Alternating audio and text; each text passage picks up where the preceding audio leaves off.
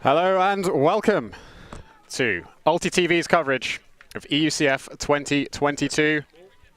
The World Championship title has been awarded, but the small matter of the European Championship is yet to be decided.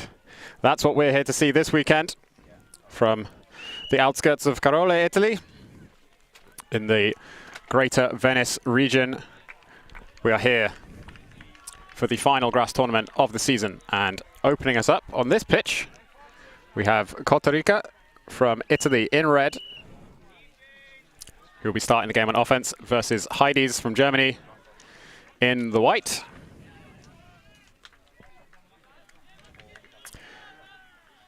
This has potential to be a very close game. Both teams are not really championship contenders, but are trying to compete with the top teams in Europe.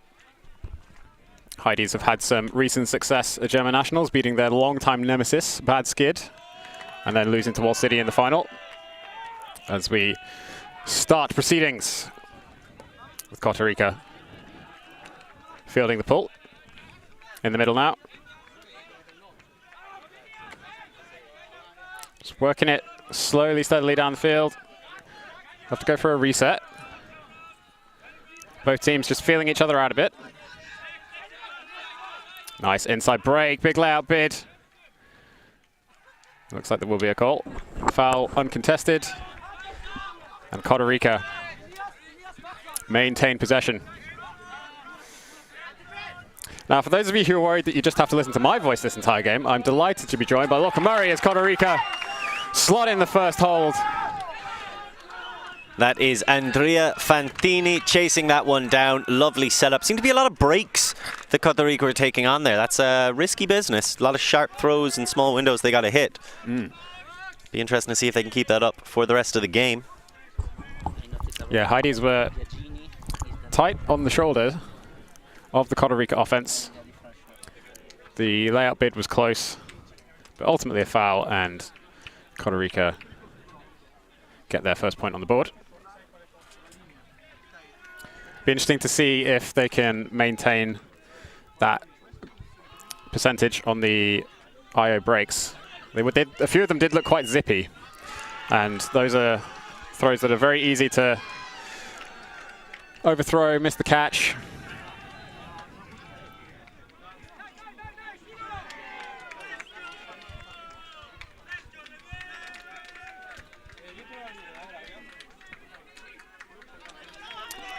So first look at the Heidees O-line.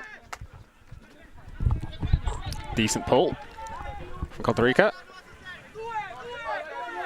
And Heidees forced to work it around the back for the first few passes. Now they get some forwards momentum and decide to put it deep. It's hanging in the end zone, but that was all too comfortable for number 59 from Heidees. Really nicely done, really well set up. You like to see that dump resetting in the backfield, just switching it, moving the defense around, getting a little bit comfortable.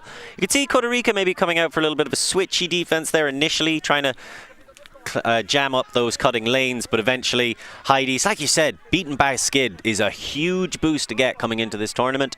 They had some really close games with Wall City as well, who are the German champions this year, as well as going up against Mook. So those are three teams they've got experience against who will be at this tournament. And you can tell they just know how to reset, reload, and take that big arcing deep shot to the end zone.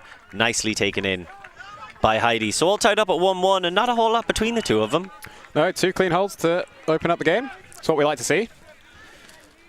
It can be all too easy for teams to come into tournaments like this and have a bit of a slow start, but both teams are fired up, ready to play, as you would hope so for 3 p.m. on a Thursday afternoon. It is a bit peculiar, all these teams have to play a game on a Thursday afternoon, which is not something they were anticipating. No, this isn't Worlds, this is Euros. We don't normally do it like this, but there we are. So Cotarica go for a deep shot of their own. Nicely out in front, and almost a score, but the clap catch is not complete. So, fundamental mistake from Cotarica. Gifts Heidees D-line the first break opportunity of the game. They will have to work at the full length of the field, though. Be interesting to see how their D-line plays offense, if they still try to go with that set power position and deep shot. Immediate under to reset. Try and get the disc moving at the start of this possession. There was a deep shot going, but looked off. Nice inside break. Ball count's rising, though. Tempting fate with those fakes and then getting himself into a little bit of trouble. Oof, tight defense on the reset. But Heidees maintain possession. Work it around the back now. Not a huge amount of downfield movement. Heidees being forced back towards their own end zone line. This sneaks past the bidding defender. Once again, flow stops. Looking for that reset. And that one's too high, too floaty.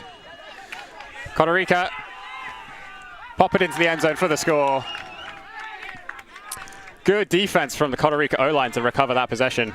Really well done, especially by Eduardo Fabri. He was in close enough to his player so that he could take advantage when that momentary opportunity presented itself. And that's what you've got to be able to do. But like you say, that was an offensive hold in the end. So the first turn is recovered.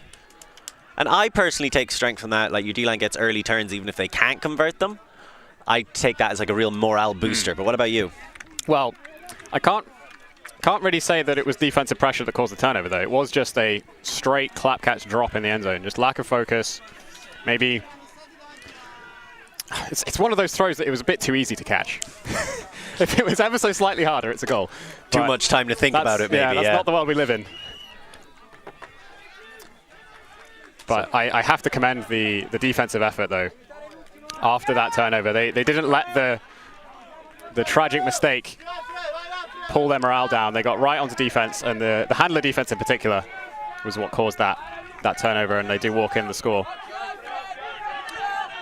So on the last offensive possession for Heidees, they set up one power position, one deep shot, and a score. See if Cotarica can make things a bit more difficult for them this time round. They've completed substantially more passes than the first point. But here's the give and go movement now. Tearing down the pitch. Let's have a look at their end zone offense. Still trying to work it in. Having to swing around the back. This is good defense in the red zone from Cotarica. But Heidees remain patient. They pop it into the middle. They're spending a good 5 seconds looking into the end zone before they try and find something. A bit of a collision. That's a classic foul. He read the play that it was coming, but he tried to step into the space too late and winds up just causing the physical connection. Not what they're looking for early in the tournament.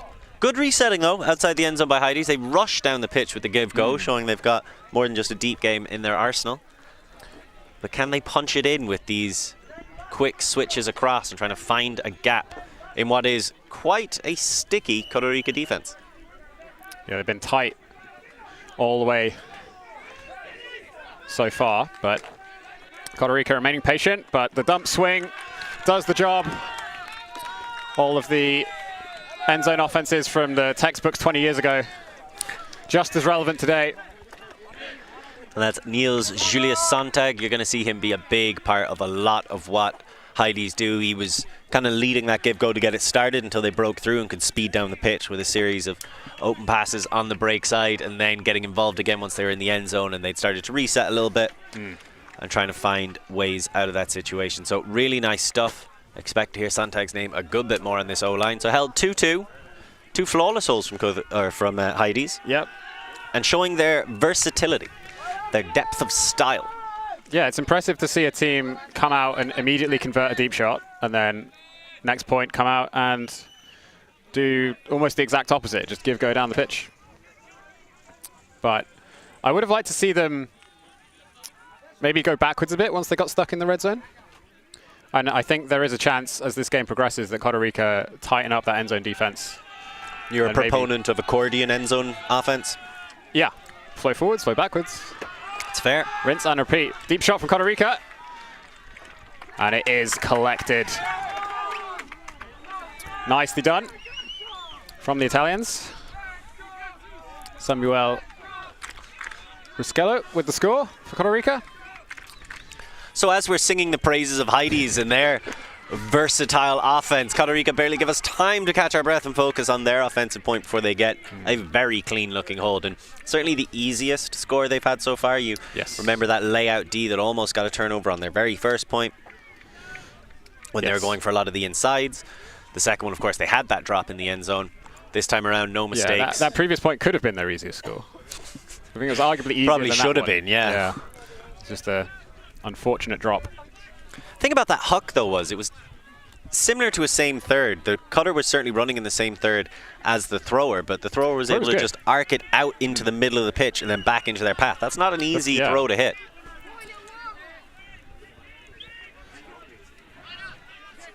Of course, when we talk about thirds, we mean lengthways down the pitch.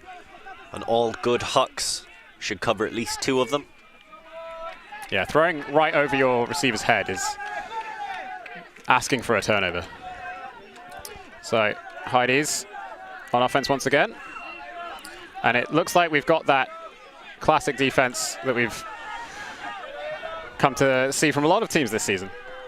In the sort of zone at the front and then match behind, match downfield. But they seem to have transitioned now.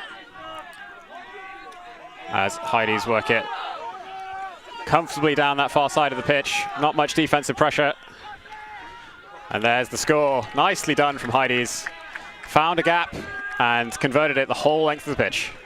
Almost surprised his receiver with that shot into the end zone. He looked a little shocked, but he was able to corral it. Fortunately, a lot of the times you see that throw and it'll be dropped because they're not really expecting to have to make that catch under pressure.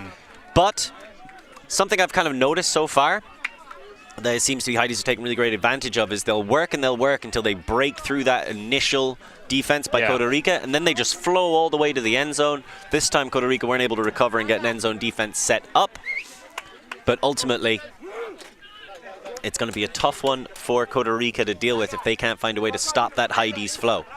They've spent virtually no time in the middle of the pitch. They just a little bit of time in their own backfield, break through, rush down either with a huck or some great give-go play, and then they're in the end zone, red zone, trying to score again.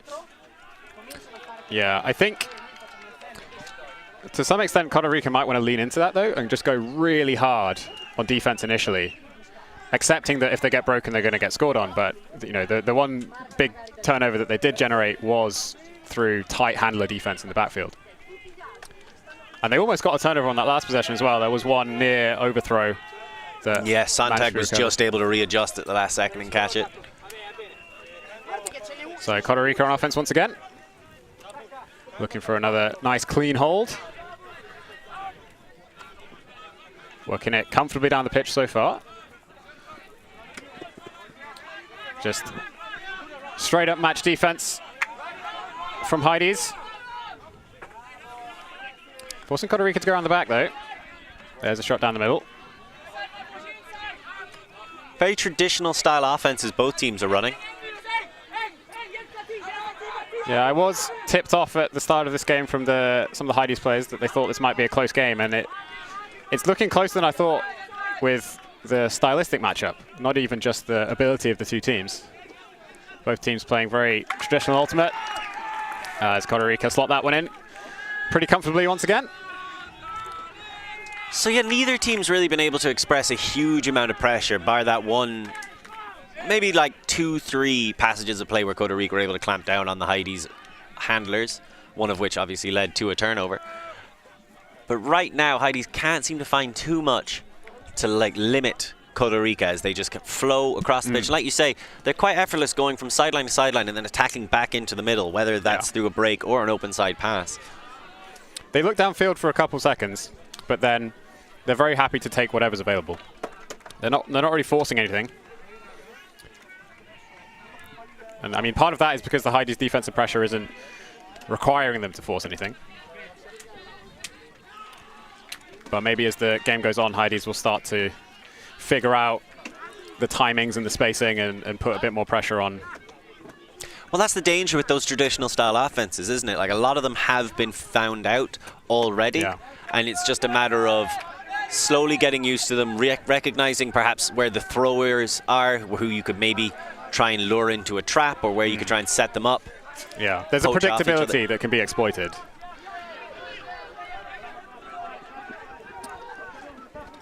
So Heidees working it around the back. Bit more switching and poaching downfield from Cotarica on this possession, though. But as we've said before, Heidees, as they shoot deep, and nicely breeled down. Thought for a second that would go too far. Bell Lukshak with the score. I was just about to say, we said previously that Heidees sort of start at the back. They don't spend a huge amount of time in the middle, then they score, and they just did the same thing. That was an incredibly impressive grab as well. We were talking briefly about the dangers of letting a disc go over your head. I swear it picks up speed when it happens, and he was able to just extend his arm, read it the whole way, which is tough. You know, it requires a very limber neck, and pull it in. So they're keeping it close. 4-4 right now. It feels like both teams have gotten away with an error, because like Cotarica did get a D technically, but it was a very lackadaisical dump pass that they got the D off, and both teams seem to be quite tight for an opening game on a Thursday afternoon. With a lot of these players having travelled here earlier today as well. It's quite impressive that they've gotten this ready this quickly. It does beg the question, who is going to slip up first and give away a crucial break? Another good pull. Cotarica now surveying the field, but Heidees. Seems like Heidees are coming out with more of a zone look now, trying to mix it up and put a bit of different type of pressure on this Cotarica O-line. Yeah, and it looks like the Cotarica players have been forced to think, at least. They are not moving with the same determination that they were in previous points, but the issue is it's not that windy. So once the initial shock of the zone being put upon you kind of fades away, you can take your time. There'll always be an available thrower, and that seems to be what Cotarica are focusing on right now. Yeah, they've settled into this zone offense now. They overcame that initial surprise that they couldn't just run their pull play. Marconi has been really impressive. That's number 12 for Cotarica.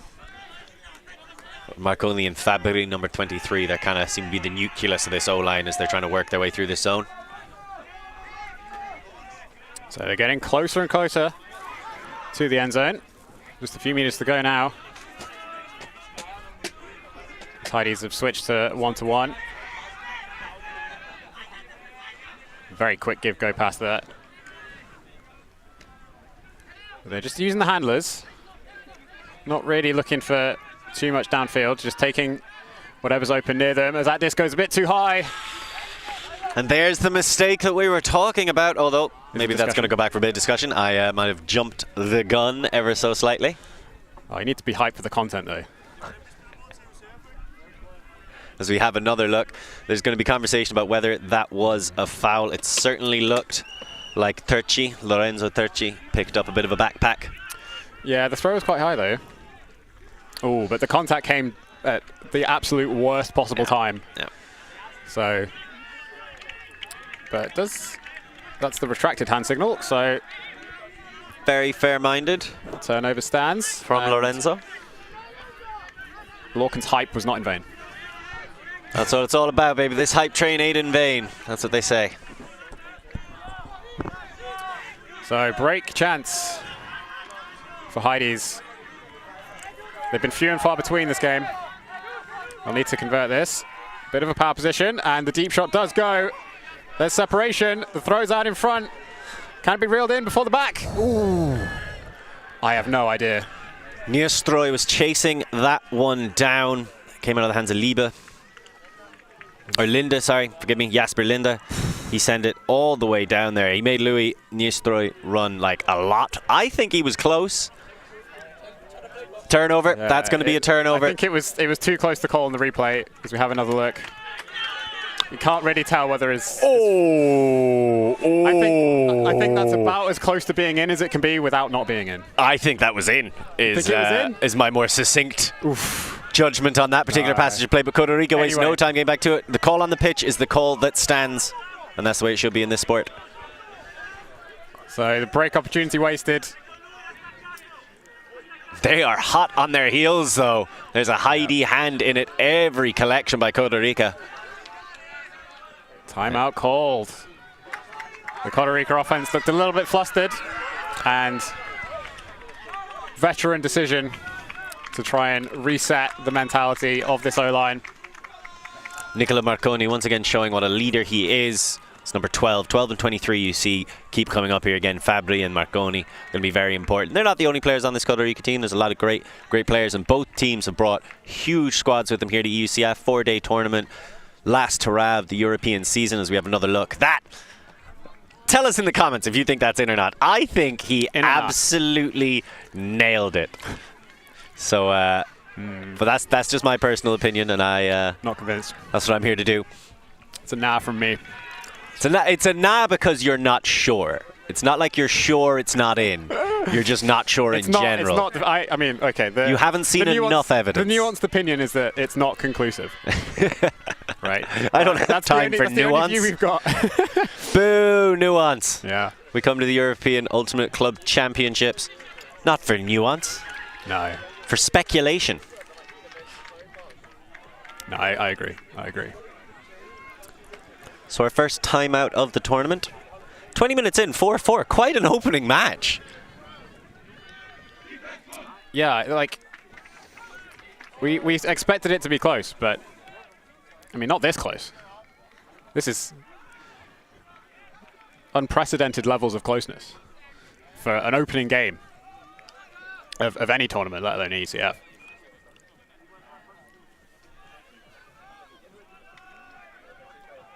I think it speaks to the preparation, the hunger of both these sides. Both teams, who have been around for quite a long time, in fairness to them, but have never really tasted that rarefied air of the upper reaches of European Ultimate. Yeah. Cotarica have nibbled at it every now and again. Heidees have taken bites at it in the past, but have kind of slipped off in more recent years. So to see them both here battling it out and showing you the caliber and the desire at this tournament. First game. Who's going to draw first blood? Neither team has gotten a break yet. They've been close. 2 turns apiece. But those traditional offenses are going to leave you open to some opportunistic Ds later on once the teams have zeroed in on the shapes you're looking to make on the pitch. Discussion about when the disc is going to come back in. So you can see there, they're going back with the zone. Yeah, host stack versus zone. I do like this because the rules of the timeout allow the defense to set second. So if the offense sets up assuming 1-to-1 and then you set up in a zone, even if it's for just one pass, it makes the offense think. You have to assume a play. Oh! Get nothing but air on that one. You have to assume a play has been drawn up, and the first effort from the defense is to just shut down that play. Yep. There is space in this zone, though, but Cotarica up for the deep shot. 2v1. And it's the one that comes down with it. Not quite in the end zone. Giorgio Bavi. He skied 2 men, possibly caught it at the same time as the Heidees defender, the deep defender in the zone. There's some discussion about whether or not it's in. Let's have another look at that catch. Oh, not in, but eating his Weetabix. And there's the pop in for the score. That's unfortunate. It wasn't in, but well done, Cotarica. They maintain their offensive hold despite some huge efforts from Heidees. The near toe-in at the back of the end zone by Tim Stuhlhart. It was Giorgio Bavia who skied Tim Stuhlhart. I believe he was the one playing deep in the zone. He peeled across to try and get in there. There was extra pressure coming from the defender, but Giorgio just sized that one up and took it at its highest point, got the steps correct. Incredible. Gonna have another look at it. And you called this immediately once you saw, that was so close. Ooh, good Unfortunate to miss on that bid.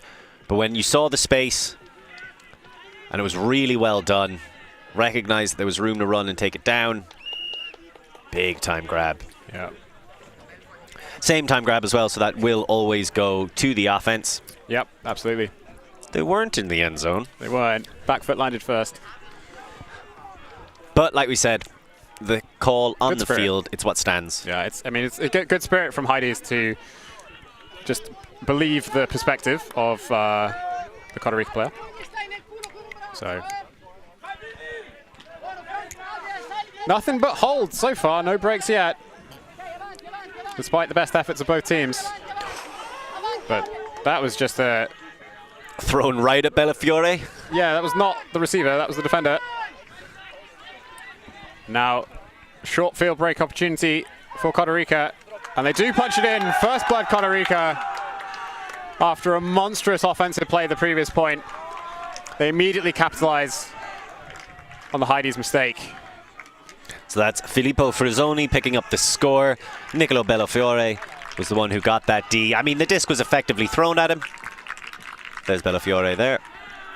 Sends it into the middle to the man in the coach's jersey, who I don't believe is their coach. Or he might just be one of them. And Frizzoni showing up right in the end zone to collect it. So there's your first break. What does that mean to you, Luke? Means Cotarica are up 6-4. Incisive. Yeah. That's why they pay me the big bucks for deep, insightful takes like that. Wait, you're getting paid for this? That remains to be seen. So Cotarica, by the virtue of starting off on offense, they get, by getting the first break, they go up by 2, which I've always thought is a little unfair, but it's just how the sport is.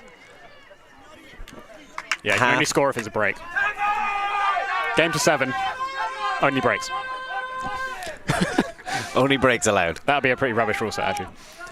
So, Heidees have a bit of work to do.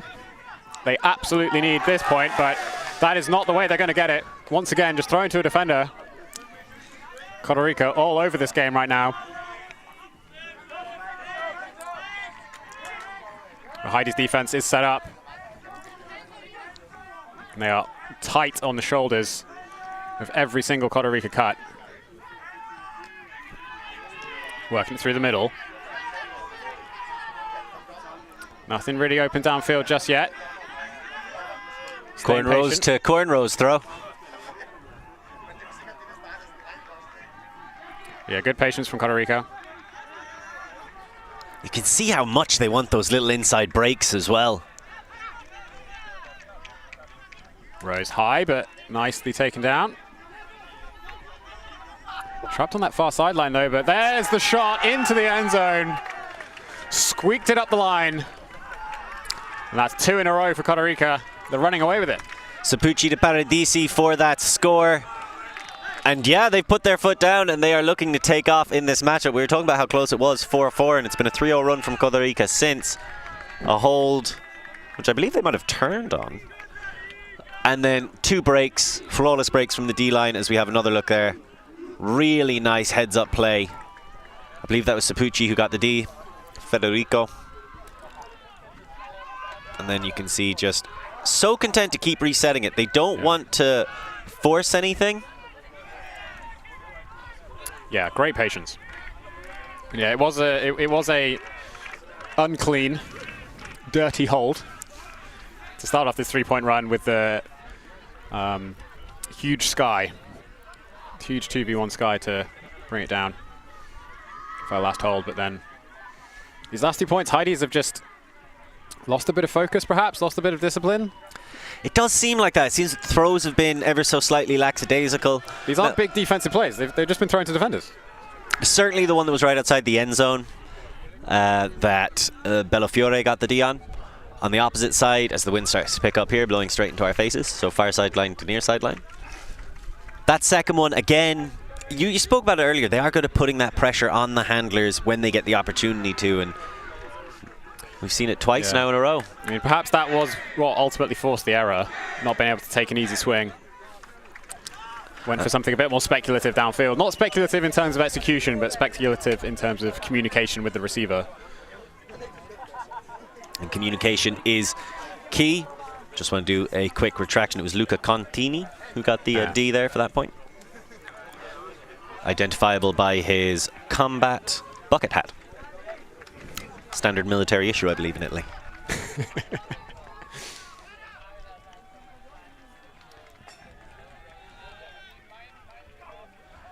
They don't have mandatory military service here, do they? So have you ever been driving on their roads? It did take a 2-hour bus to get here this morning. Quite the experience. So huge pull from Cotarica to open up this point, making the most of that. They're slightly so close all the time.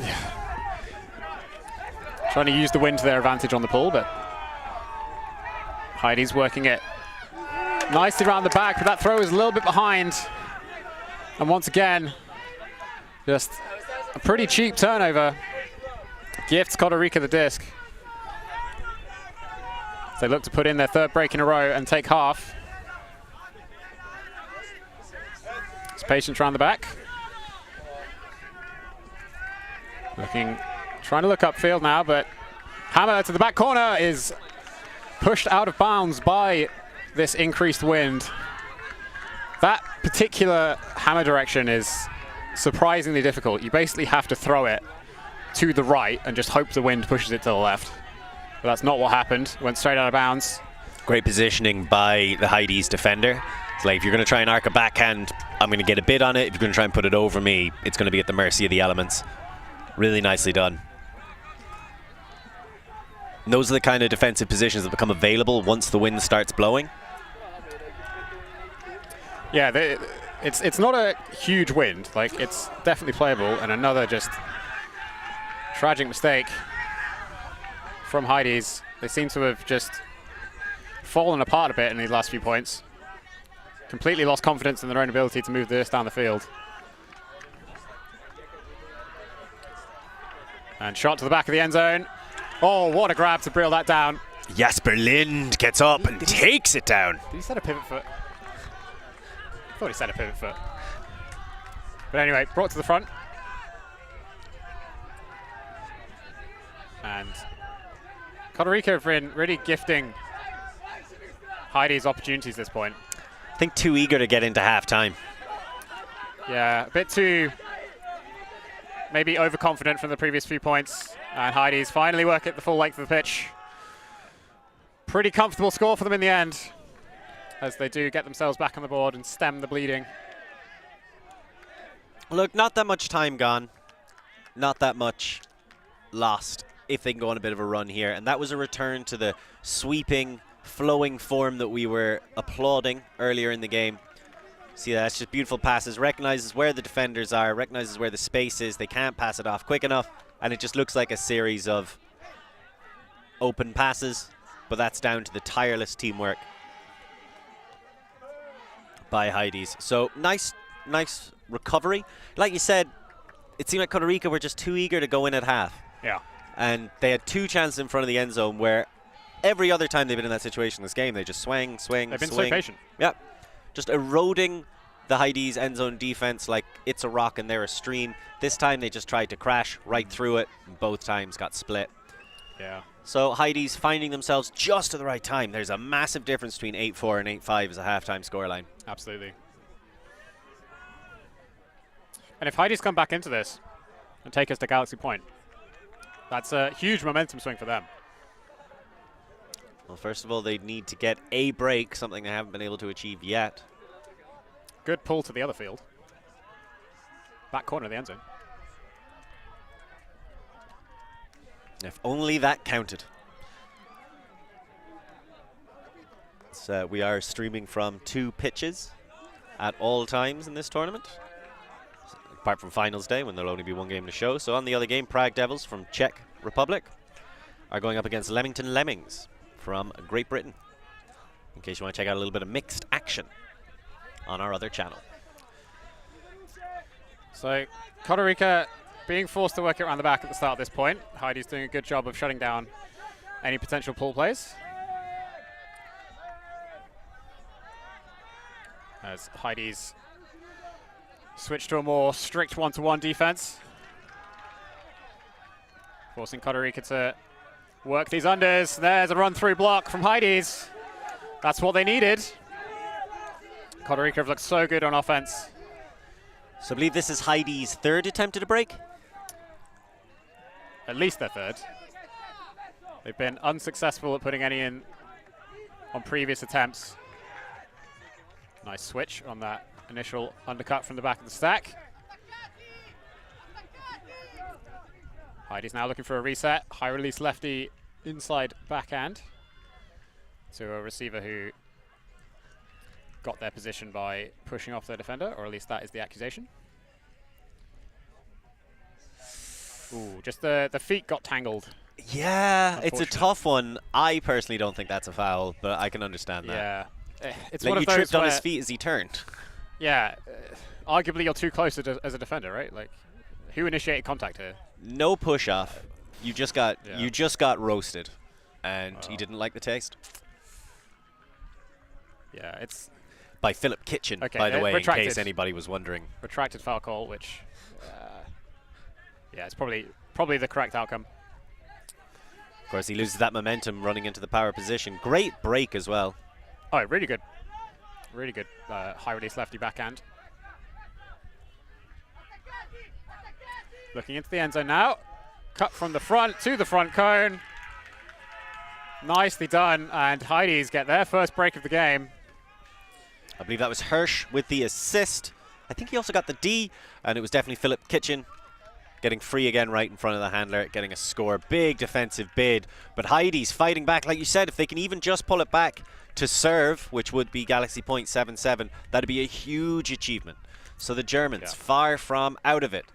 And Kitchen, so difficult to keep under wraps. He's just so nimble on those feet. I mean, we can sit here and say how, as a defender, you shouldn't get beaten to the front cone like that, but easier said than done. That was technically the break side as well. So that's kind of the thing. You want to stop them from going the open side with your body, the break side with your legs. And he was half a hand away from getting a brilliant layout D. And at this level, playing against these standards of offenses, you just have to go, yeah, that's how it's going to be. Sometimes you get half a hand away. Sometimes you get the disc. Yeah, I mean, the offense is favored. So stupid offense. The real skill is to not turn over in the first place. Yeah. Were you an More O-liner? big brain analysis here on ULTI.TV. That's why they maybe pay us the big bucks. Tell me, Luke, were you an offense or a defense guy? I think more offense these days. I like to stand somewhere in the reset space and not do an awful lot while the rest of my team walks the disc down the field for me. That's my ideal ultimate experience. You are what I like to think of as the safety valve. Yes. That's what I like to do once we get the disc. Like I prefer playing defense. You enjoy running around for a bit first. Yeah. Get that energy out, then spend all that energy in that moment, and then just keep playing as a dump reset. And that way, if anybody takes on some like crazy ambitious break throws and turns it over, which nearly always happens, I can be all like, ah, look, it wasn't me. The pelt game plan.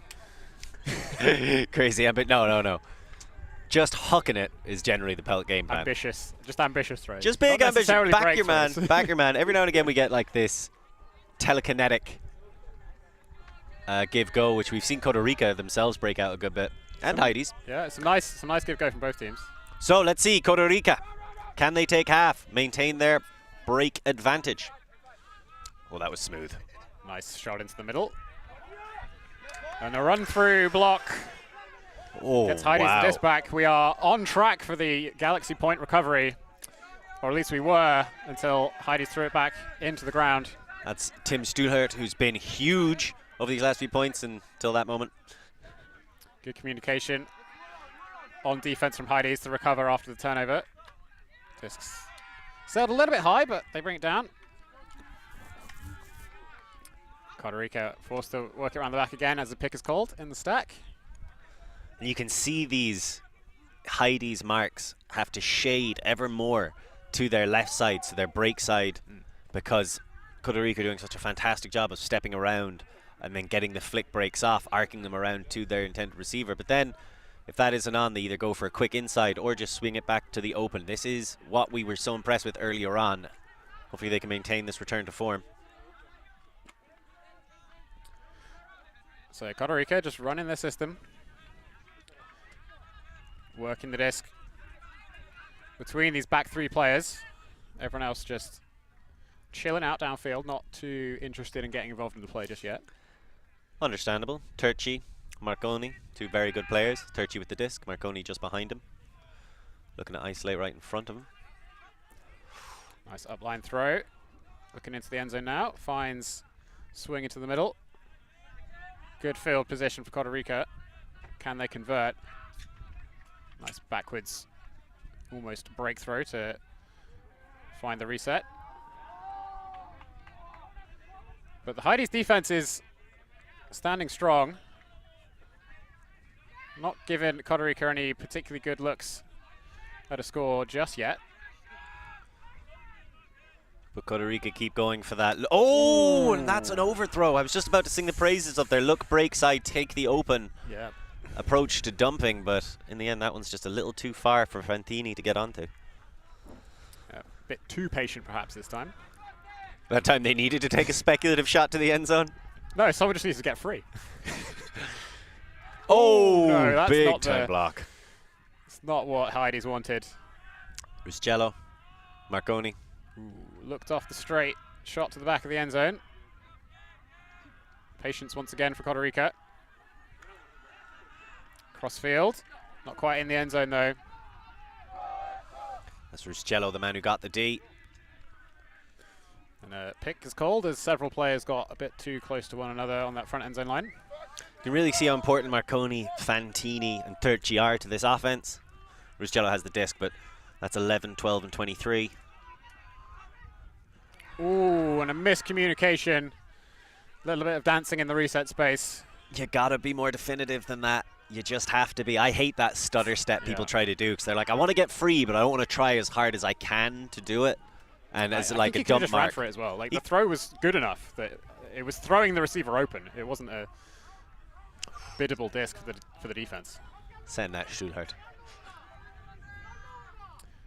So both teams turned over multiple times now.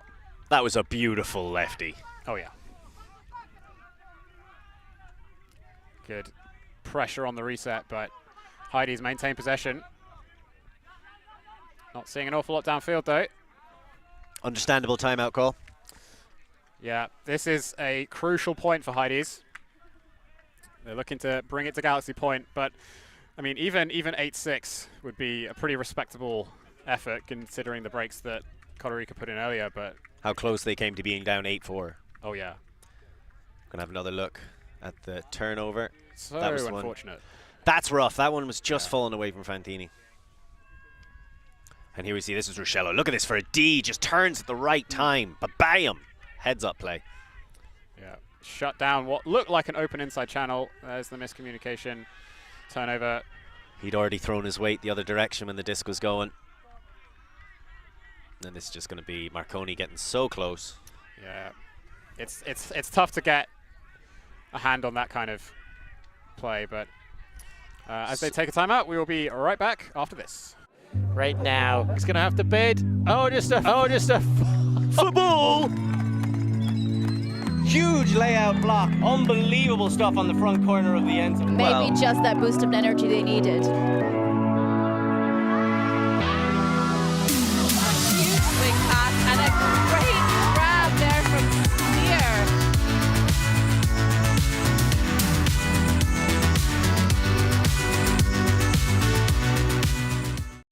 We are Hive Ultimate, a group of players and coaches from all over the world working together to progress the next generation of Ultimate strategy.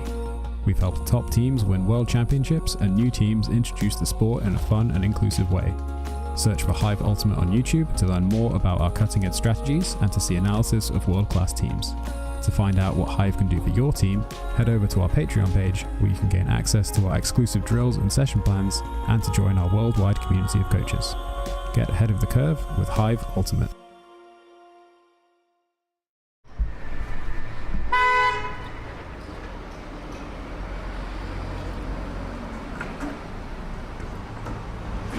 Nova Scotia Electric, become a member.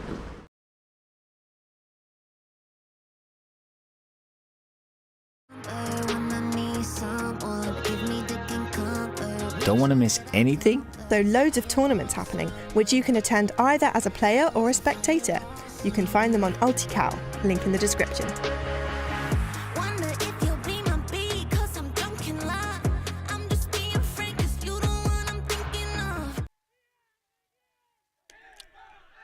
So we are... Woo! Congratulations! Huge play by Heidees, shooting it all the way down to the end zone. We're going to have another look here on the highlights. And here it is. Oh, what a throw. Straight to the end zone. Just what you want to see out of a timeout. Exactly what we were talking about earlier. You know that there's going to be a set play coming. They're going to try and isolate someone. Really need to be heads up, and you could tell there Heidees did a great job disguising that deep cut initially. Yep. And then setting it up with the second pass off the dump. Yeah, there were two defenders in the deep space, but neither of them were as deep as the receiver. So at about 30 minutes into this game, it was 7-4. Cotarica had two chances outside of Heidees' end zone, like right outside of their end zone, to make it 8-4, and I'd say they'd be ruining them right now. Yeah. That just slight lack of patience, uncharacteristic lack of patience from Cotarica several points ago has not cost them half just yet, but certainly cost them a big halftime lead. Do you believe in momentum?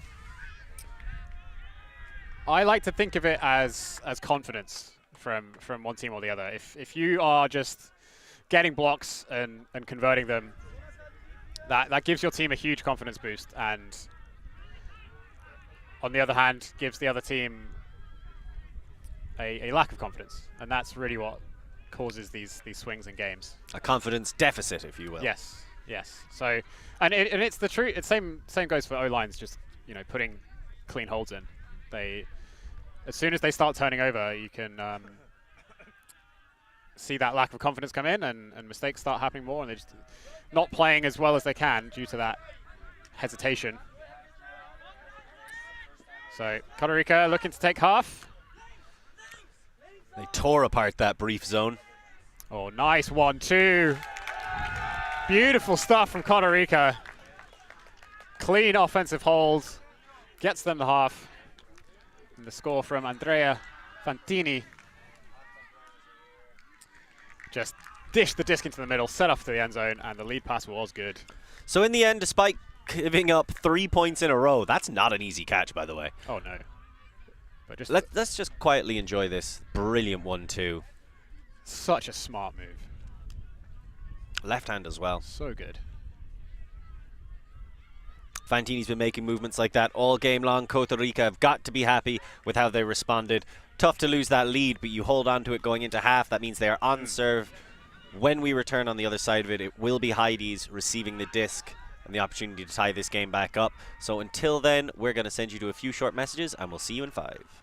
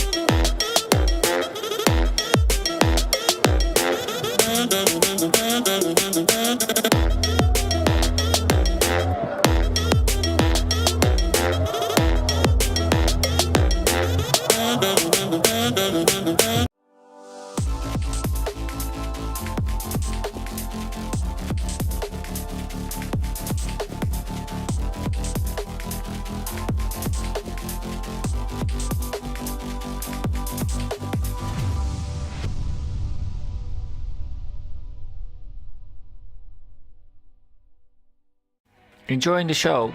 Show your support for the live stream and the people making the show. Buy a super chat or super sticker on YouTube directly.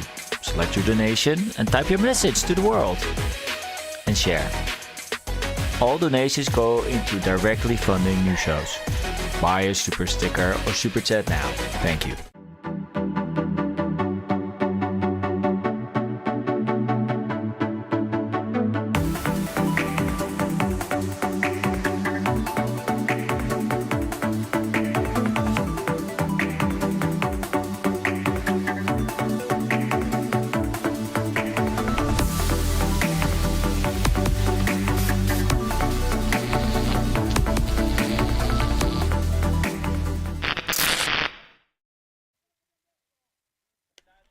Welcome back to the second half of this opening EUCF match.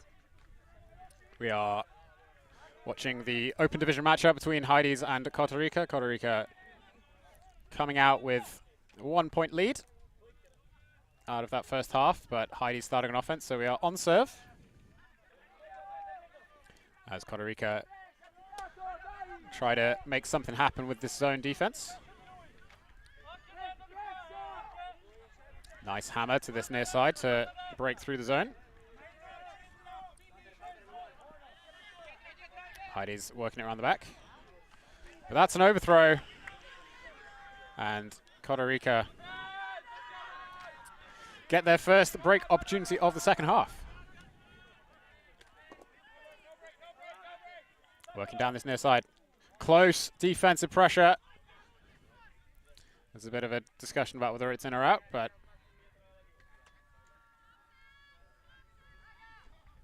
looks like it will be called in. Heidees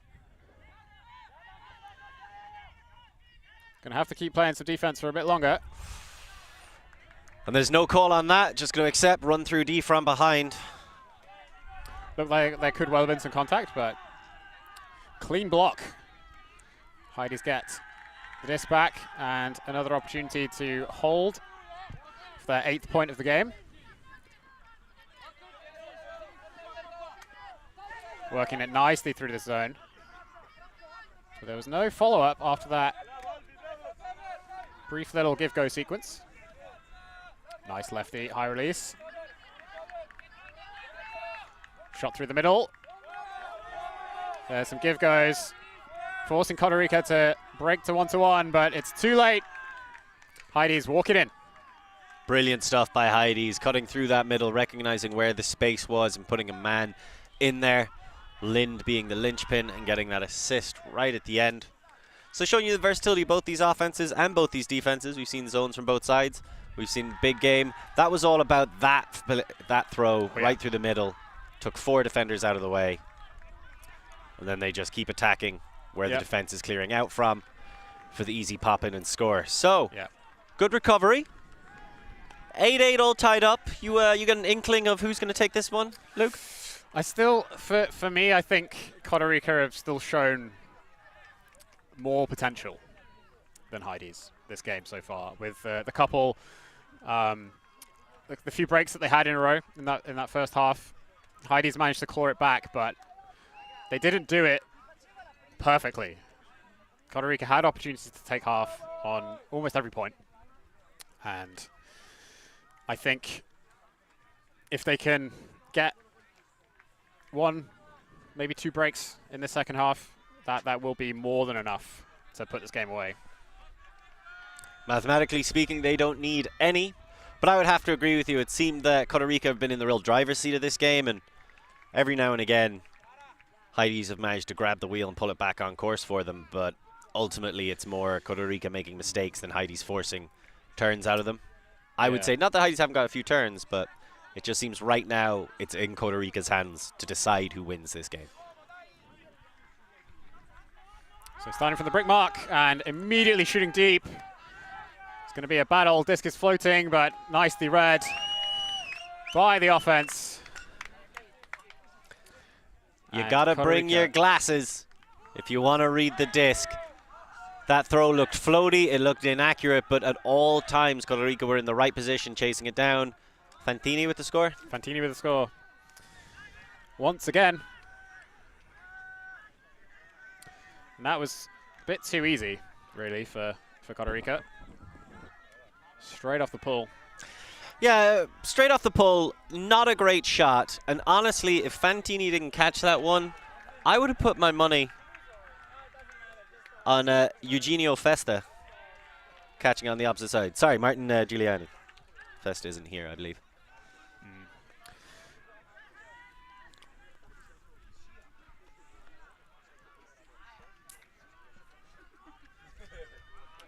If they want shooting coverage,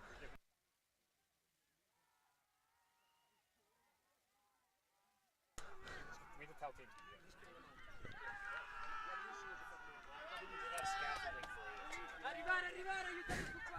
So, Cotarica with the pull. Managed to keep this one in bounds. Coming down with the zone once again. It's not that windy, so coming out in a cup zone to me is opening yourselves up for some overheads. But we haven't seen Heidees throw, I believe, a single overhead. No, in this game. they threw a hammer swing on the previous point. There you go. And then they found that big forehand through the middle, which was just flat, not an overhead. So, but some nice give goes, but not quite fast enough to get ahead of the cup. Managing to recover every time. Still trapped on this near side.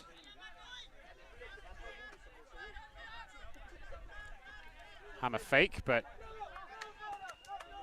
the underhand backhand fake.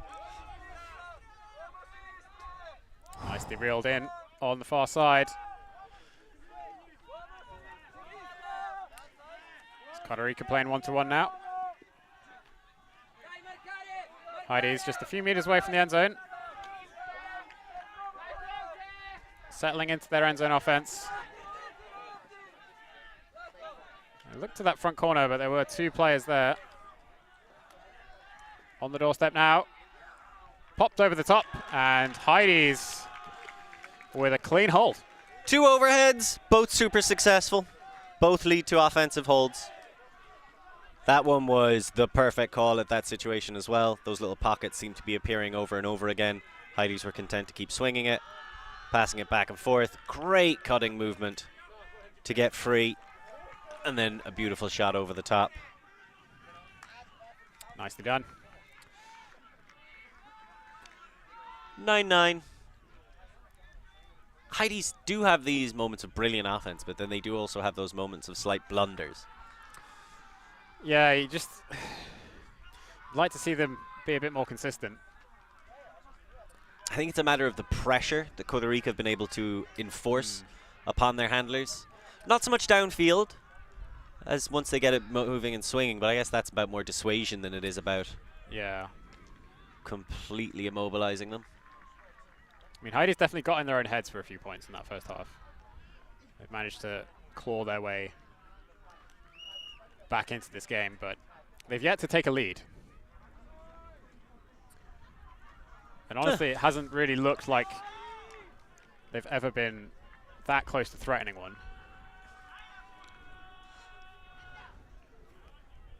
And as we get closer to the end of the game, it's going to be more and more in Cotarica's favor. All they need to do is score every O point that they're given, and they will win this. 6 to go. It's nice switching downfield from Heidees, but Cotarica content to work it around the back.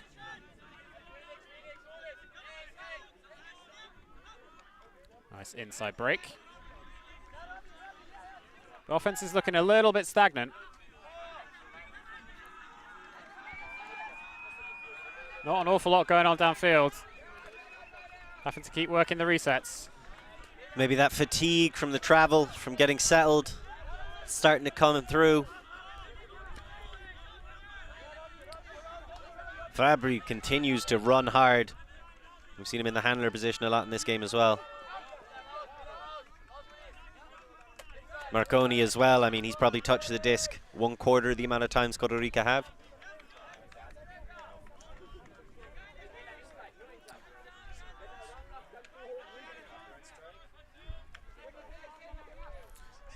Discussing where players are going to restart after this pick.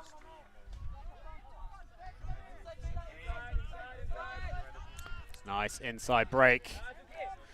Asked a bit of the receiver, but they do come down with it. That's an inside break into the wind as well, by the way, in case anyone isn't adequately impressed by Marconi. That lefty backhand, though.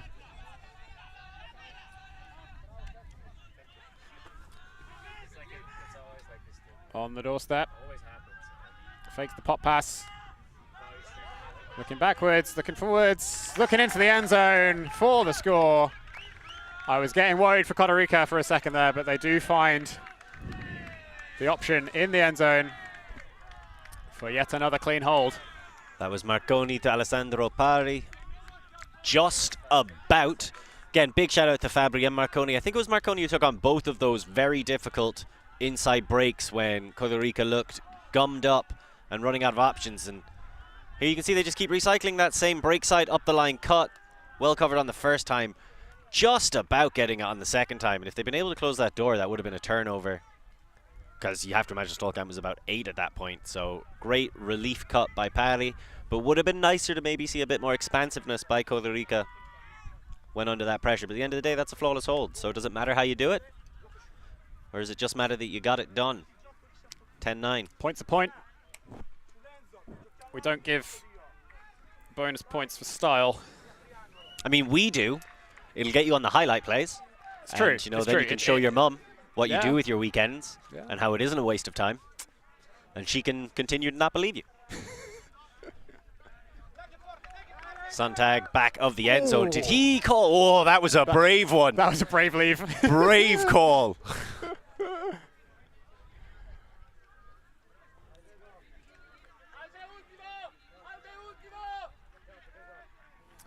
So last time Cotarica were in this position, they just banged it deep for a score in one pass. But Heidees having to work a bit harder than that. Nothing downfield so far. There's deep shot though. There is separation. A big layout bid from the defender. But I think the disc was overthrown. Yeah, Contini has been brilliant in that role. He got a D earlier on. He's like a terrier. Tireless. So Cotarica, another break chance. We said it earlier, they've looked the more... Oh, grab! That was ridiculous. Bumpisi defying gravity with that catch. Fallen over. He'd already fallen over. What? That's why you got to do your squats. That gluteus maximus just shot him right back up. And allowed him to get the pop up to Giuliani, who calls the timeout. Yeah, smart timeout call from Cotarica. They realize the crucial nature of this break opportunity. And they want to guarantee that they punch it in.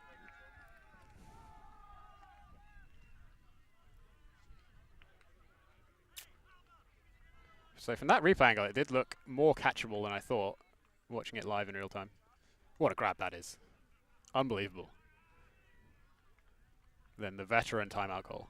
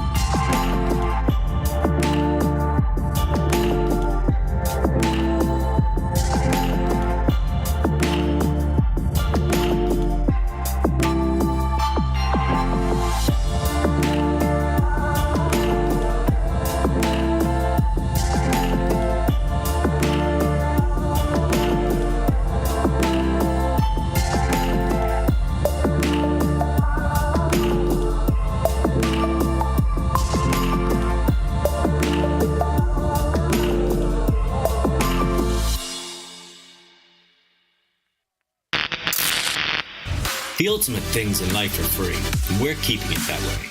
Subscribe to keep up with the latest games, tournaments, and community content. Share it with your team and friends, and drop a like to help spread Ultimate to more people. Spread the word, spread the love. ULTI.TV.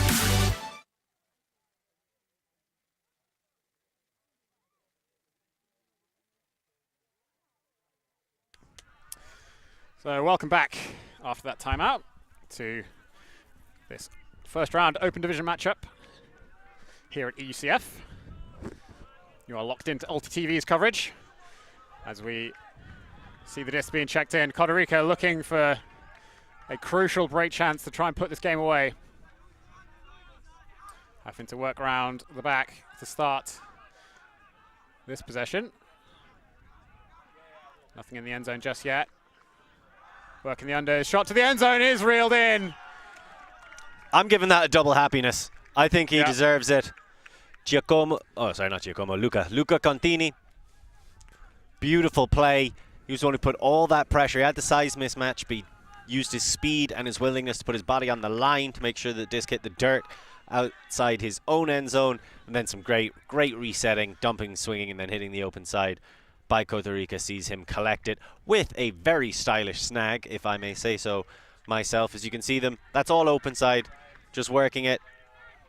First cutter draws some defensive attention, and then there's the shot.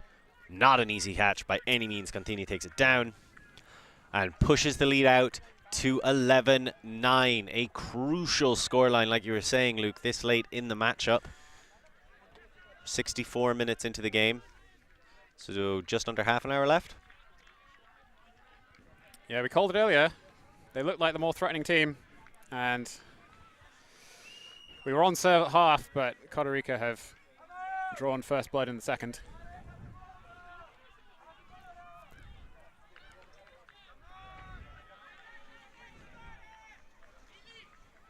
So I know what they're going for with those pulls, but I think after one or two of them land out, you've got to pull it back a bit. Well, it's so much better to land that inbounds. They've got the break now. They don't need to like go for 10 out of 10 or bust pulls and to put loads of defensive pressure on early. Like they've got the break. They just need to throw consistent pulls that cause the offense a bit of trouble trying to get out their own end zone. I mean, they don't even need a break. They just need to make the offense not be so comfortable that the D-line gets to come back on immediately and try and bring the game back. Exactly. You don't want that energy to be imbued from any aspect of the squad. Nice movement from Heidees against this zone. Just finding the open passes in the middle. And consistently turning them into aggressive moves as well. They're not just settling for an open pass and swinging it in the backfield over and over again. They're always looking to strike back up. Oh! What a bit! Huge defensive play. I believe that was Paradisi. It might have been Santoriani. And another immediate Santorini, sorry. Do you know if that was Paradisi or Santorini? I can't tell apart the two players who have cornrows. Well, either way, what a play. We were just talking about how aggressive Heidees are being on their dump swings. That one straight at him. Oh. I believe I can soar. Paradisi. And immediately sets off deep as well. That's what you want. He's running through that open door. But they didn't send it to him. That's unfortunate. I think you earn it. You get that layout D, and you don't even think about picking it up. You just go deep. You have to throw it to them. That's, I would personally consider, gospel in Ultimate. But then I didn't have the most successful playing career. Yeah, the thing is, Cotarica are trying to win this game, Lorcan. That's not worth it. You win by getting in the highlights. You hear me, everybody at home? I mean, the highlight play was there. At least the first part of it. That's it. You got to complete it. Well, coming out of this point, I'd say they will have most of the likelihoods that they're going to put it in. I'd certainly back them to do so. And that kind of, again, gets back to what we were saying about the difference between these two teams. And Cotarica have these flashes, and they've been so close on so many dump passes and so great at exerting that influence outside the Heidees end zone, outside their own end zone, clamping down on that pressure. They haven't done the best in the middle of the pitch, but that doesn't seem to be mattering. Yeah. So, huge moment for Heidees now. They can't afford to go down 2 breaks this late in the game. They've clawed back 1 3-point deficit. Could they claw back a second? I don't really think so. The thing is, they can't just claw it back. They've got to then go ahead. That's true. And like you say, they haven't been in the lead yet. They've been close. But close is not good enough.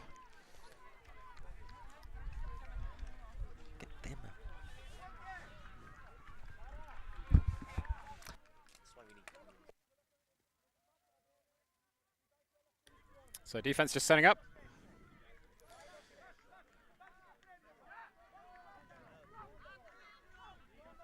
So disc check back in. And straight, deep shot. Big battle in the air, but Heidees do come down with it. And immediately... If you're going to throw the huck to him, you should. Why call a timeout? Sorry, that's all I have to say. Anyway, back to you, Luke.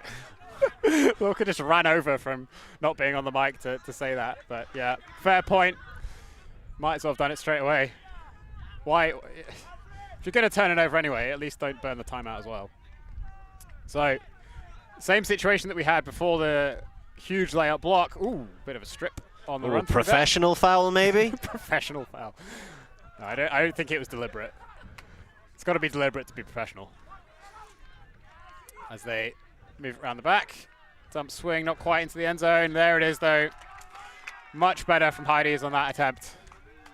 And that's the kind of offense that they have shown at times in this game. That's the kind of offense that helped them beat Bad Skid in German Nationals. Yep. Bad Skid, of course, being one of the perennial European heavyweights, I think we can all agree. Although falling in the quarterfinals last year to Ranelagh. Although they were missing some key players. They've got a couple of those players back from the World Games team. Yeah, it's been a weird year for Bad Skid. But impressive showing from Germany at World Games. So really impressive. Beating America quite famously. As we have another look here, just how quickly they move this disc. I like that little hop. I mean, you weren't in, you weren't going to be in, but still nice. Try, yeah. Yeah, I mean, why not? A little cute. It's an extra meter. Gotta every meter counts, as they say. Yeah.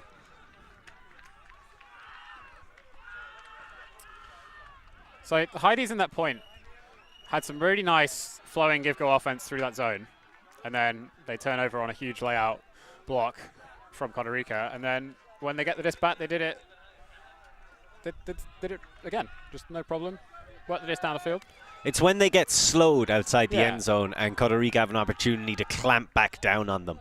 That flow they build up consistently in the middle of the pitch. A lot of the times when they've scored, it's because that flow has just carried them through to the end zone without the hesitation. They're not forced to accordion like we were talking about, move in and out. Yeah. So big pull from Heidees. Looking to get that break back. They need it sooner rather than later as we draw ever closer to the end of this game. Close defensive pressure. And again, not a huge amount of movement downfield by Cotarica. It's been a hallmark at times of this second half for them. And it doesn't look like they're going for that deliberate dominator-style offense that they were in previous points. This looks like a just normal vert stack. But good defense from Heidees is forcing them to work really hard to make any progress down the field. Giuliani, especially, with the disc in hand now, has been working tirelessly. Big, deep fakes to get those open side unders. There's a bit of contact on that cut. Stepped on the foot, perhaps.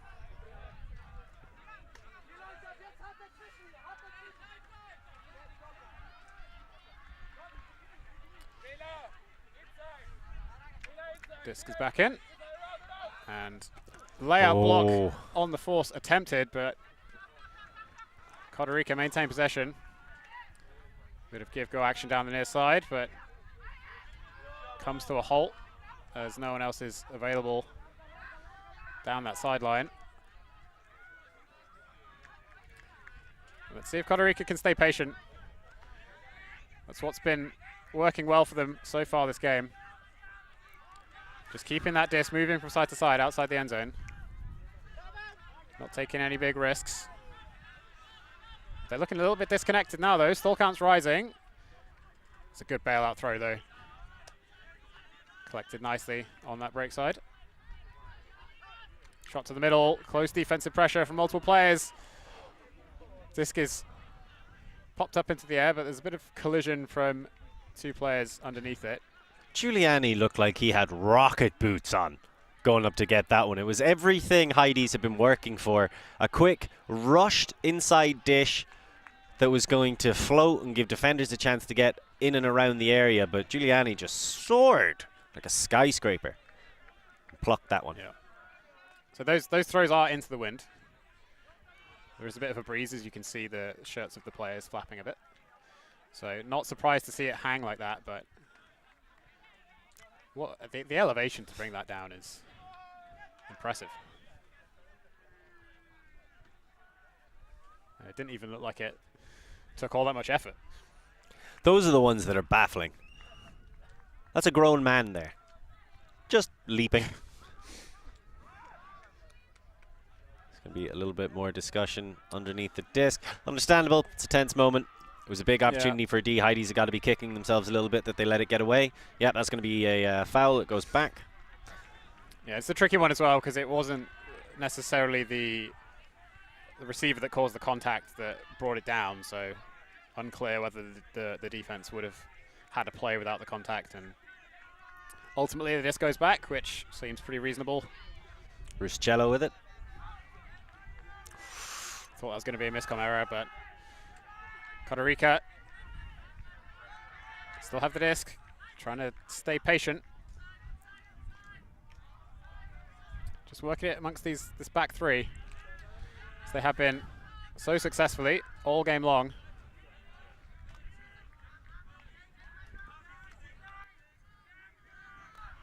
Going a bit backwards now, though. Can see a few more players downfield trying to get involved, but Cotarica staying patient. But eventually, as we've seen, they can be too patient and ultimately give the disc away, but not on this occasion. Just a quick dish into the middle and then capitalized on the lack of a mark to pop the disc onto the break side for an easy score. Nicely done for Cotarica. Fantini to Eduardo Fabri. Two players who we've been calling their names a lot so far. That's Fantini again. Oh, sorry, that's not Fabri. That's Fabri. That was actually Giorgio Bavia with the assist. But again, Cotarica doing a great job cycling that disc through their entire O-line all game long. Clearly there's a couple of people they have in the handler positions or the handler designations, at least to start. Marconi, Fabri being amongst them. But happy with most people having the disc in their hands. Ruscello right outside that end zone makes the right decision after the call, gets the dump reset. In the end it's Bavia who gets the score in. So very clearly well drilled. They like those tight spaces in front of end zones, and I don't think that's going to keep working as they move up the standard of opposition. Yeah, there are definitely teams at this tournament who are going to put much more defensive pressure on and make those throws even tighter and even harder. And you have to wonder whether the agility of these Cotarica players will be enough to outplay the better teams as the tournament goes on. But it seems to be working for them against Heidees. I was just about to say there's plenty of time left in this game, but a short field turnover is not going to give you the opportunities you're looking for if you're a fan of the Germans. No, it's a smart zone call, as there's some discussion about where the pivot foot should be. Just going to try and set up a poachy, almost a cup. They know the space they want to attack. Oh, hand block. Oh, that's some recovery. Yeah. So Heidees gifted the disc back after they, as I was saying. One Cotarica good with turn. short field again. And Heidees get it back. Neither team is interested in scoring this point. Just time for a little bit of charity. Yeah, we had enough of this clean, boring ultimate. Time to make things a bit messier. Floats the disc out the sideline. It was a nice idea, but I think it's an uncontested foul on the release.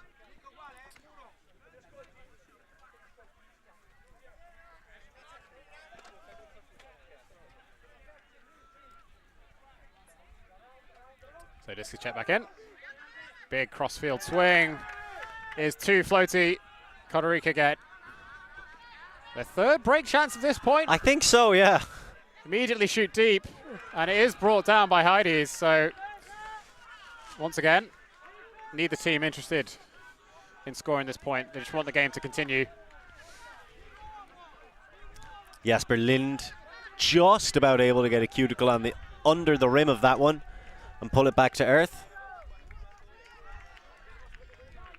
Will Heidees immediately throw it away again? No, they complete the first pass. Everyone immediately streaks deep. They do find an option underneath. Just working down this open side under. Shot to the end zone. It's floating. Ooh! think that's closer than he had any right to get. Would have been spectacular. A little bit of end zone defense as well. He was very close to that line. Yeah. Probably figured he had to take it then and there. He couldn't let it come back down into Yeah, it a little I bit agree more. with going up that early, but it was such a high disc. So Cotarica with their 4th chance Yeah, to get a break and something like that. re-establish a 3-point lead in this matchup.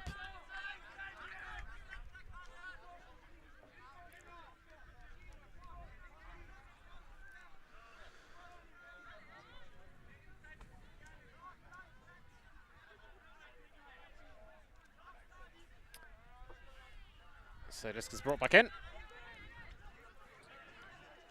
And Heidees doing a really good job of shutting down anything downfield.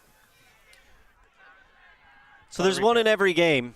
I think so anyway. Generally there's one in every game. A point where just both sides turn it over multiple times. And, you know, huck and D / turnover 5 times and eventually wind up in front of your opponent's end zone. Yeah. It's working this time. Lynn's going to pick it up. He's going to look for surely just a quick pop in. Yeah, there you go. And we get there eventually after multiple short field turnovers from both teams. Heidees ultimately get the score. Right. Keeping it close. Yeah, they're keeping it close, but Cotarica still looking by far the more likely team to win this game. By far seems harsh after that point, I have to say. Well, it's 1 point. Look I at have that for faith. a hand block, like. Fantastic. And it would have been even more spectacular if it wasn't followed up by 4 more turnovers. That Sontag if jump it in the was just lane. one of them, like, if any of those turnovers was just put in, it would have been There's the arcing. Really that's good well defense. D'd up. That was great great defense. defense. It's a shame about the rest of the points. Yeah, that's Pompisi erupting to get that one. That would have been a spectacular grab. Would have 100% gone in the highlights.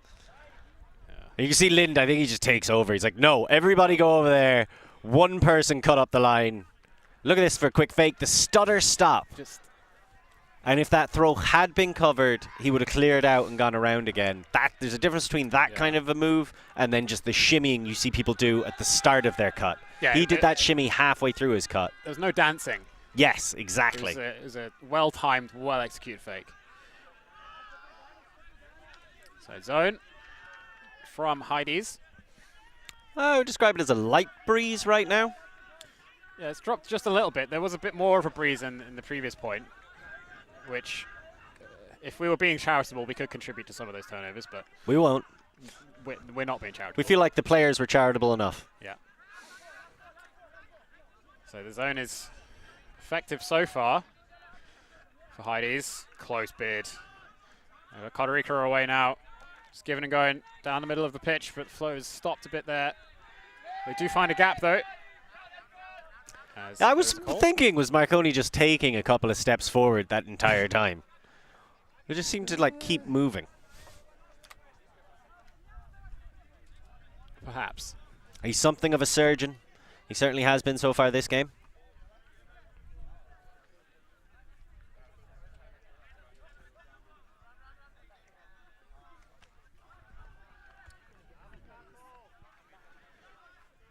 Not sure what the discussion is at this point.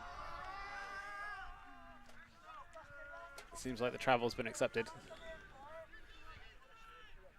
Let's just check back in. Cotarica try and give and go down the pitch, but they do find a bit of a yard gaining pass down this near side. Looking infield now. Still up that fast, this near sideline. Oh, what a shot to the end zone, though. Found the gap, slotted it in, and Cotarica get 1 point closer to taking this first game. Once again, that's the Fabry-Marconi connection. We've seen them reset the disc countless times in this match so far. This time it ends in a score. Great recovery, because at the start of that point, it was a lot of, we're under pressure, what are we going to do? Things are getting a little bit dicey, but at the end of the day, they just hold, they stay strong. Great find. For a moment there, maybe Turchi would have gotten in the way. I think the defender thought there was going to be a switch available, and there just wasn't. You need to have higher levels of communication. It's tough, though, in that end zone situation. Heidees don't seem too switchy of a defense to me. Not in the end zone. They've been poaching in the end zone, and they've been switching off of the initial vert stack cuts, like off of the pull. But that's been about it. We've not seen any like sustained commitment to switching throughout the point, or when it gets to the end zone, they prefer to just keep some players committed to poaching on one side rather than. That's a great pull by Contini. Well fielded, but the defense is there.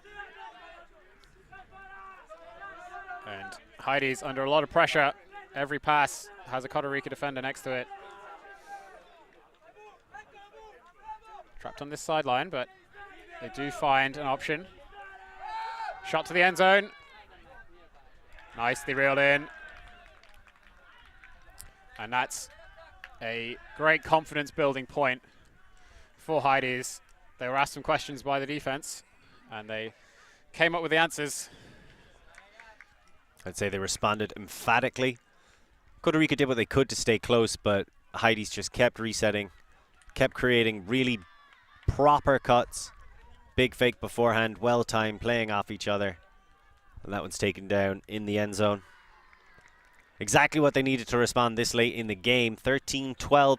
Quite a nail-biter to open up our tournament, you know. There was that one point with a lot of turns, but for the rest of it, some great play, some really good fluidity, understanding each other. A couple of different defensive looks, just about everything you'd want in an opening game at the EUCF. Some quality ultimate being displayed for our enjoyment. On the other pitch, again, just a reminder, we have the mixed division. Czechs taking on the Brits. That's in the form of Leamington Lemmings and Prague Devils.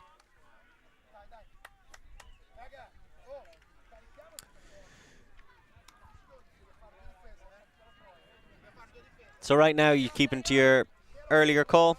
I think Cotarica got this. Heidees need like 2 breaks right now.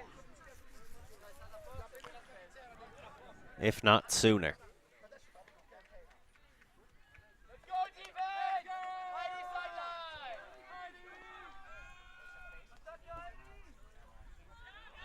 Very good pull. Is that right in the back? It is.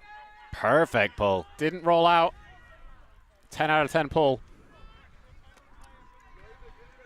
But Heidees' defense didn't really make the most of it. I was going to say, like, maybe a 4 out of 10 pursuit. Yeah, I think I'd agree with that. It looks like just a normal pull from how the rest of this open point is played out for Cotarica. That was really good help defense on the cut to the open side, forcing Cotarica to go to the breaks. They're finding these quick options, though. Disc isn't really staying in anyone's hands for more than 2 seconds. Big hammer fake. So just continue to swing it. Oh, but just unfortunate fumble. Yeah, no other word for it. So, following that somewhat surprising turn of events, Heidees have a chance to tie this game up again. This is the break opportunity they need. And the immediate timeout is the call. I don't know how I feel about that. Yeah, I'd have liked to see them save that for if they get stuck outside the end zone or something. Like calling it right now seems a bit cheap. So that's an unfortunate turnover, probably thinking about that throw. But that's the danger when you don't want anyone on your team to hold the disc for longer than 2 seconds. They can sometimes be thinking about the next move before completing the last one. And while we think about how this game will wind up, we will bring you one, hopefully final, ad break.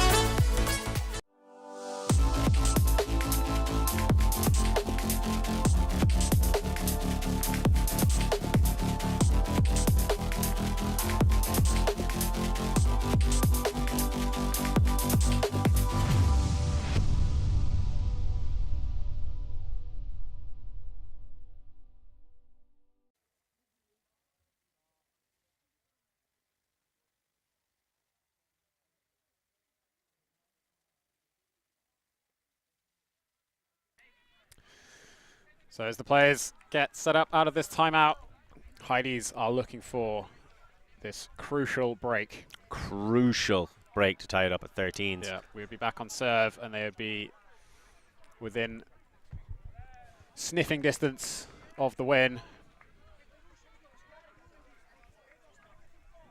Given the setup of Ultimate, they are technically 2 breaks down. Yeah, they need this one and then one more to win. But if I was to just append to my previous prediction, but there's the deep shot. 2 players underneath it, and Heidees go up early and get the block. Samuel Ruscello with the block. So we'll get to see this end zone line. That is a nice air bounce. Yeah. Almost LT high, but Cotarica maintain possession. Just standard 1-to-1 defense from the Germans. Deep shot, way too low. And Heidees get the disc back once again. No timeout call. Catching their Ds.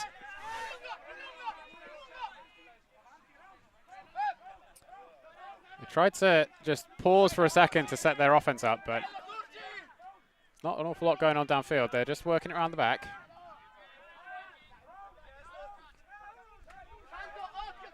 Looking downfield for 2 seconds, then just taking a swing. High swing. Nicely brought down. Deep shot. This one's sitting. It's also a bit wide and fades out of bounds. Never had the edge it needed to get back in. Really well set up, the right look, and you know, given Heidees penchant, shall we say, for boosting it, I would have said that's the right choice every time. Take 13 all with a huge confidence building grab. Yeah, a big play would be huge for Heidees at this point, but they'll have to go play defense again.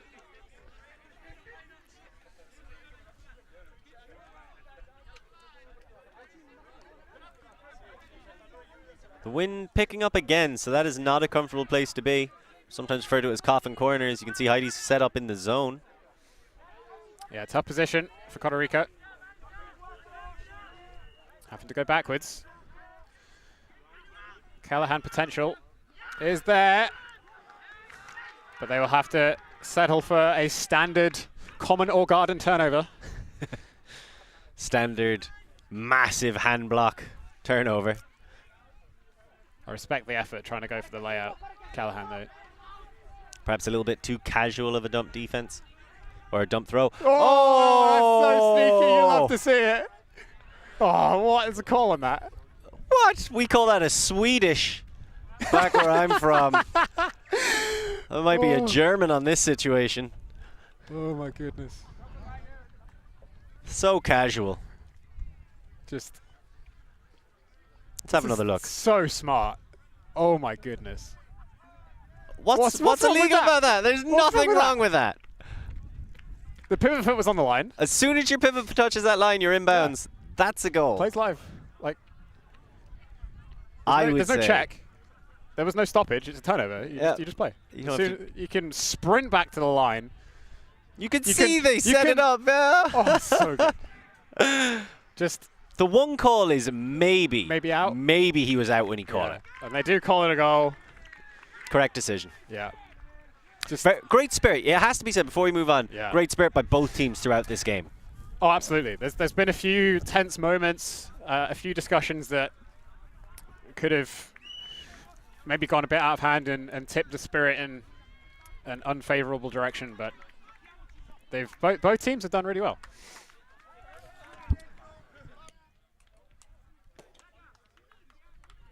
Well, what a play that was. Just 200 IQ.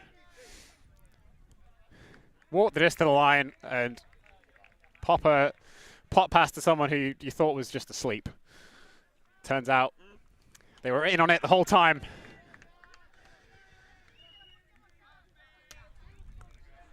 We've had a few 200 IQ plays this game. I'm enjoying it. High IQ, high intensity, high-spirited. I mean, it's everything we come to Caorle what a game. to enjoy. What, and it's the what first an opening game. First game. All we 13-0. need now is a universe point. It would be just about We're perfect. tantalizingly close to it. 5 minutes left in regulation, but On, realistically, let's see some like, clean holds, and then universe point. And then I want universe point to just be utter mayhem. just another 5 turnover apiece point. Yeah, but they're like huge deep shots and huge blocks. Definitely. Like, that's what I want to see. Not a bunch of subsequent turnovers on dump passes.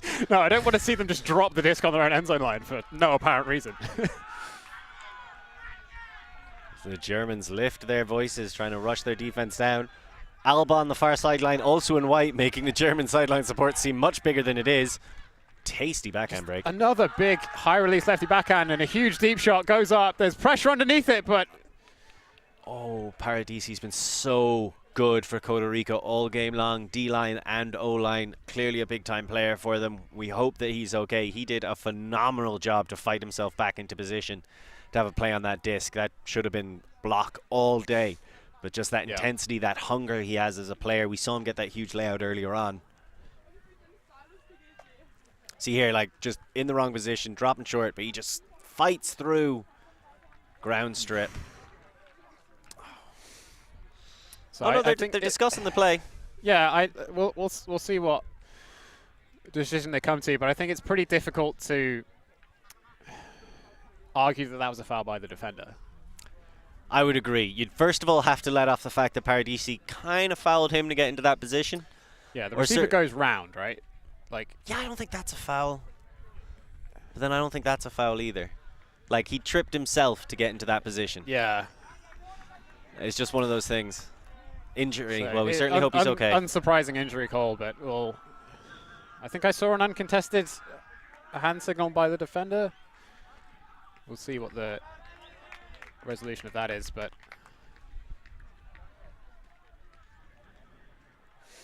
I mean, we can sit here and watch the footage and speculate all we like, but and that's what we will do for the next 4 days for free on YouTube, ULTI.TV EUCF, as we have another look at this play. Yeah. But as I was saying, we can speculate all we like. The fact of the matter is we were not involved in the play. We did not feel the contact between the players. We've not been feeling the contact that's been happening between the players all game long. So it can be pretty difficult to have anything close to the same perspective that the players have on the pitch. But understandable. They're still kind of discussing which one it should be. I thought they'd resolved the call, but apparently I thought so too. Just as you know, Matteo Paradisi has called injury. He will be going off. He's being replaced by Martin Giuliani. But players are going to come over here and have a look at the screen. This is always one of our favorite parts of the day. Video replay. Yeah, so for this to be a defensive receiving foul, the contact between had to have been initiated by the defender and then caused the drop. And I don't think the contact was initiated by the defender, and I also don't think it caused the drop. I think it was the contact with the ground that caused the drop. I agree. I think he initiated contact, and then the ground finished the contact. Yeah. It's unfortunate contact between the players, but look, I was singing Paradisi's praises because he fights through it, and he always works to get in that position, but that battle is what costs him possession. yeah. Well, disc has gone back. Which is the fair decision in this kind of a situation. 13 all. Unsure about what would be a fair resolution. We just got to send it back. And hopefully they'll just send it deep again. Yeah. It wasn't a clear block by the defense, so they can't be that upset that it's still Costa Rica's possession. You got to go earn the disc. Got to get that block cleanly. You got to get that.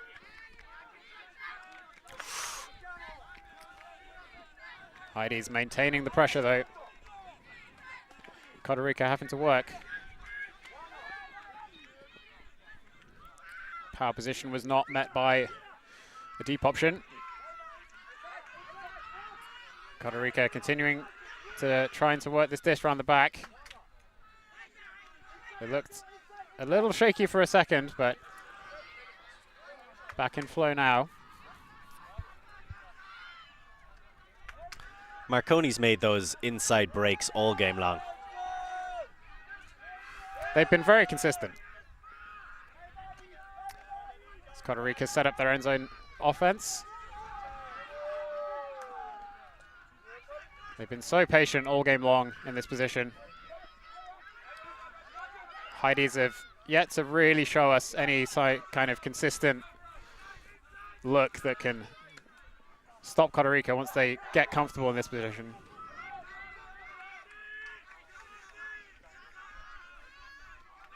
Still working around the back. Staying patient, but not much movement. They've been caught in that trap a few times in this game. Not a lot of movement downfield. Forced to go with a lot of turns. Big hammer over the top! And Marconi Nice idea, sends it to dirt.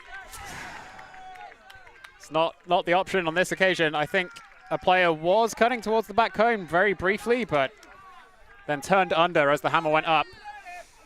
And Heidees get that disc that they thought they might have got after that first deep shot, but disc don't lie, perhaps. I mean, it was quite a while before the disc decided to tell the truth. Well, you know, sometimes you're intimidated. You got to build up that courage. This was indecisive for a while. Yeah. It hummed and hawed. It was hoping maybe people would just forget about it and it would go away. Well, the ever-patient Cotarica end zone offense does not pay off. Well, they're saying they have another turnover. We've seen that a handful of times in this game, though, especially if you remember at 7-4. We saw it twice on that point. Cotarica just seemed to get bored of their dump reset working so well and go for a speculative look to the end zone. I mean, on this occasion, they were forced back surprisingly far. In previous points, we've seen them just stay pretty much on the end zone line, or like you know, less than the brick mark for sure. But at that point, they were being forced back to the brick mark and got a bit tired of it, I suppose. Well, we're certainly not tired of watching this top quality ultimate. What a game. 13 all, tight the whole way through. There's been leads, there's been comebacks, there's been close calls, there's been huge plays. And Heidees now with a chance to take their first lead of the game at 13 all. Imagine. I kind of want it to happen now, to be honest with you. Big fan of what Heidees have put together in this match.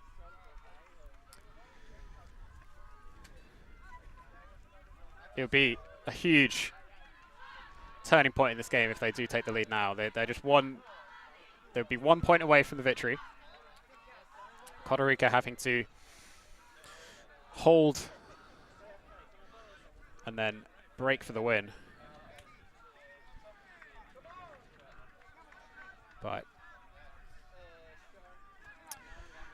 between that reality and the one we have now are 70 yards of hard ultimate.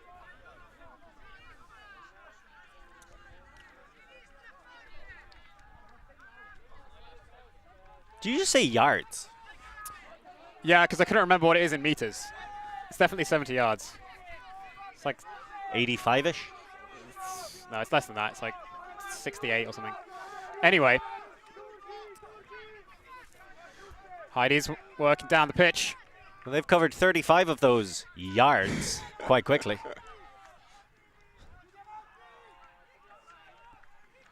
Oh, big defensive bid. Doesn't quite get the disc, though.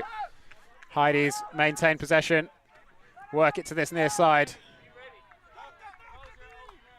Just staying patient. Not forcing anything downfield. Looking into the end zone now. They are not far away.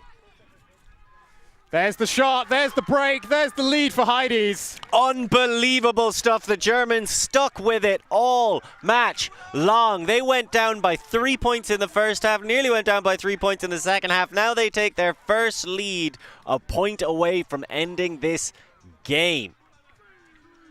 A little bit of conversation perhaps down there afterwards, but let's just have another look at this crucial offensive play. So stays patient, looks off that first shot, and just such a well-timed, smart movement from the middle of the stack to get open right in front of the thrower.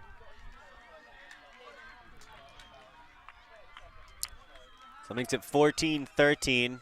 I believe game to, well, 15. We thought it was game to 15. We might be mistaken. Oh. Cap went on, apparently. And that will be that. Heidees take the game. What a time to take your first lead. When it wins you the match? I'm not sure either team knew Cap had gone on either. That would make sense. There was that whistle that went off a little while ago, just before they equalized to make it 13-all. Huge credit to the Germans. Well, what an opening game to start off this year's EUCF. But don't go anywhere. We'll be right back with more action for today's second game coming up very soon.